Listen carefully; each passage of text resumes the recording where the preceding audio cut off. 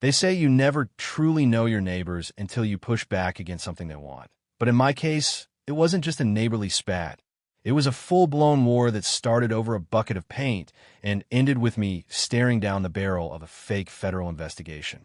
Most people around here just call me Wyatt, a guy who spends too much time worrying about the pH of his soil and the stubbornness of his Hereford cattle. But what the local HOA didn't and oppose, T realized when they decided to make me their public enemy number one, was that I spent 30 years as the Attorney General of this state. And if there's one thing I know how to do, it's how to dismantle a bully with the very law they try to weaponize. It all started on a Tuesday, one of those crisp Montana mornings where the air smells like pine and the frost still clings to the fence posts like powdered sugar. And I was just enjoying the silence of retirement on my 200-acre spread when I saw a silver Mercedes idling at my gate. Now, you have to understand, my ranch, the Ironwood, has been in my family since before the surrounding suburbs were even a twinkle in a developer in Oppos. Sigh. And we aren't in Oppos. T part of any association, but that didn't in Oppos. T stop a woman named Beatrice Sterling from stepping out of that car like she owned the horizon. She was the kind of woman who wore a designer pantsuit to a gravel road and carried a clipboard like a holy relic. And as she marched up to me while I was fixing a broken gate latch, she didn't in Oppos.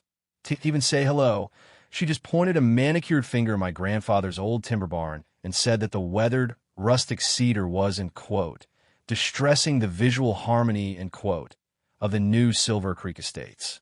I remember laughing, a genuine, belly-deep chuckle, because the idea that my barn, which had survived 3 blizzards and a literal lightning strike, was offending the sensibilities of people who moved in 6 months ago, was peak absurdity. But Beatrice wasn't in Oppos, T joking, and she informed me that as the president of the Silver Creek HOA, she was issuing a, in quote, preemptive compliance order, in quote, for me to paint the barn a neutral slate gray. I leaned on my fence post, wiped the grease from my hands, and told her as politely as I could that since my land predated her subdivision by a century and wasn't in Oppos, T part of her little kingdom, she was more than welcome to turn her Mercedes around and go worry about someone else in Oppos. Lawn height. The look she gave me wasn't in Oppos. T just anger. It was a cold, calculated kind of malice, the kind you see in people who have spent their lives controlling others and dawn in Oppos. T know what to do with the word, in quote. No, in quote. And as she drove off, kicking up dust on my boots, I had this sinking feeling in my gut that this was just the opening act of a very long play. Over the next 2 weeks, the harassment shifted from annoying to obsessive, starting with the drones that would hover over my pasture at sunset, their little red lights blinking like mechanical vultures. And then came the, in quote, citations, in quote, tucked in my mailbox, fake, official-looking documents with a gold embossed seal claiming I was in violation of regional environmental aesthetics. My wife, Elena, tried to tell me to just ignore it, to let the crazy lady have her tantrums. But Elena didn't in Oppos. TC the way Beatrice's, in quote, security committee, in quote, started parking their black SUVs just outside my property line at 3 in the morning, their headlights cutting through our bedroom windows like searchlights in a prison camp. It was a psychological siege designed to make me feel like a prisoner on my own land. And when I found one of my prize bulls agitated and fenced into a corner with, in quote, violation, in quote, stickers plastered all over the gate, the old prosecutor in me started waking up, and I realized that Beatrice Sterling wasn't in Oppos. T just a nosy neighbor. She was a woman using HOA dues to fund a private harassment campaign. The escalation reached a breaking point on a Saturday morning that I will never forget, a day that felt like a scene pulled straight out of a bad action movie, when I heard the roar of high-performance engines and saw 3 vehicles, 2 white SUVs and a blacked-out pickup, tearing down my private drive with sirens wailing. I stepped out onto the porch with my coffee, still steaming, thinking maybe there had been a brush fire or an accident, but instead 4 men jumped out wearing black tactical vests that had, in quote, regional enforcement, in quote, printed in bold white letters across the chest. They didn't in Oppos. T identify themselves. They didn't in Oppos. T show badges. They just started shouting commands for me to get on the ground, claiming they were there to execute a, in quote, mandated property seizure, in quote, due to my refusal to comply with community safety standards. It was surreal. standing there in my slippers while men with holstered sidearms and zip-tie handcuffs tried to tell me they had the authority to arrest me on my own porch, and for a second, I actually felt a flash of genuine fear. Not for myself, but for the sheer audacity of what they were doing. I kept my hands visible, my voice low and steady, the way I used to talk to hostile witnesses, and I asked them who signed their warrant, but the lead guy, a bruiser with a buzz cut who looked like he'd been kicked out of every police academy in the country, just sneered and said the Silver Creek Board had all the authority they needed. That was the moment the fear turned into a razor-sharp clarity, because I knew the Montana Penal Code better than I knew my own Social Security number, and I knew that in, quote, regional enforcement, in quote, didn't an oppose, T exist, and I knew that what I was looking at was a group of high-priced mercenaries hired by a woman with a god complex. I reached into my pocket, and for a split second, they all tensed up like they expected a gun, but instead I pulled out my phone and hit a speed dial that had been in my contacts for 20 years, and as the, in quote, officer, in quote, tried to grab my arm, I put the phone on speaker. The voice that came through was calm, authoritative, and very familiar. It was Marcus Thorne, the current state attorney general and a man I'd mentored for a decade. And I just said, in quote, Marcus, I got 4 men on my porch impersonating law enforcement and attempting a kidnapping. I'd appreciate it if you could send the real cavalry, end quote. The silence that fell over that porch was so thick you could have carved it with a knife, and the look of pure, unadulterated panic that crossed the lead. Guy and oppose. S face when he realized he wasn't oppose. T shaking down, a helpless old rancher. But the man who literally wrote the book on Montana's racketeering laws was something I'll cherish until the day I die. Within 10 minutes, the real siren started. Not the chirpy, fake ones the HOA guys had, but the deep, chest-rattling wail of the state patrol and the county sheriff. And as 6 cruisers boxed in the SUVs, the, in quote, regional enforcement, in quote, team didn't an oppose. T looked so tough anymore, they just looked like cowards caught in a spotlight.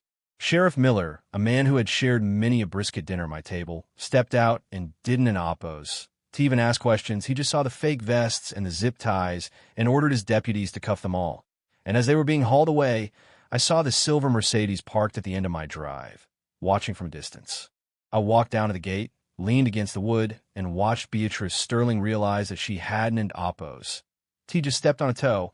She'd walked straight into a bear trap. And as she sped off, I knew the battle was far from over. It was just moving into my arena now. The investigation that followed was like pulling a loose thread on a cheap sweater. The more we tugged, the more the whole Silver Creek HOA unraveled, revealing a massive slush fund where Beatrice had been embezzling dues to pay for her, in quote, private security, in quote, and a series of kickbacks to a local developer.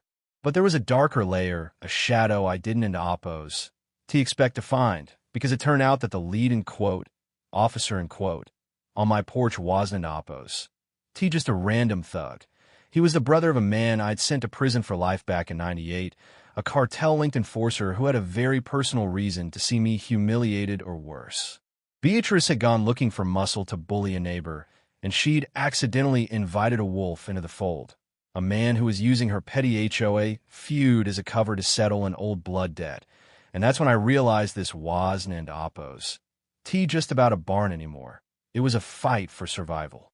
The night before the grand jury hearing, things got truly ugly. I woke up to the sound of my cattle screaming, and when I ran out with my flashlight, I found my north pasture fence cut in a dozen places and a crude, flaming cross, a symbol of intimidation I hadn't oppose. T seen in this valley in 40 years, burning near the creek. It was a desperate move, a sign that they knew the legal walls were closing in, but instead of scaring me, it just solidified my resolve, and I spent the rest of the night sitting on my porch with my old service revolver and a thermos of coffee, watching the shadows and waiting for the sun to rise on a day of reckoning. Elena sat with me, her hand in mine, and we didn't oppose. T say much, because we both knew that our dream of a quiet retirement had been replaced by a duty to protect this land and the people in the valley who were being bled dry by Beatrice's greed. When we finally walked into that courtroom, it didn't oppose. T feel like a neighborhood dispute. It felt like a funeral for a regime. And as I sat in the witness stand and laid out the evidence, the drone logs, the forged citations, The wire transfers from the HOA account to a shell company owned by a convicted felon. The air in the room seemed to vanish. Beatrice Sterling sat at the defense table, her face a mask of pale foundation and sweat. Her, end quote, visual harmony, end quote, arguments sounding like the delusional ramblings of a fallen queen. And when the judge finally handed down the verdict, it wasn't into oppos. Just a win for me. It was a total dismantling. Beatrice was sentenced to 12 years for embezzlement and conspiracy. Her, end quote, security, end quote, team went away for impersonating officers and kidnapping, and the Silver Creek HOA was legally dissolved, its assets seized to pay back the homeowners she'd robbed for years. The day we repainted the barn, it wasn't into oppos. Gray. It was the brightest, most defiant shade of ironwood red you've ever seen, a color that could be seen from the very top of the Silver Creek Hill, a permanent reminder that some things can into oppos. Be governed by a committee, and some people can into oppos. Be bullied into silence. Neighbors I hadn't into oppos. Spoken to in years came over with brushes and rollers. People who had been living in fear of Beatrice's fines and her, end quote, compliance, end quote, officers, and we turned that barn into a monument to the law and the land. But as the sun sets over the mountains now, I still find myself looking at the gate, wondering if there are other Beatrices out there, other people who think a title gives them the right to own their neighbor's peace. It makes me wonder, did I just want to fight for my ranch? Or did I reveal a rot in the way we live together that no court case can truly fix? Have you ever had someone try to tell you how to live on your own dirt? And did you have the strength to tell them to go to hell? Or did you just paint your barn gray to keep the peace? Drop a comment and tell me where you draw the line between being a good neighbor and being a doormat. Because I'm starting to think the fence is the most important part of the property for a reason.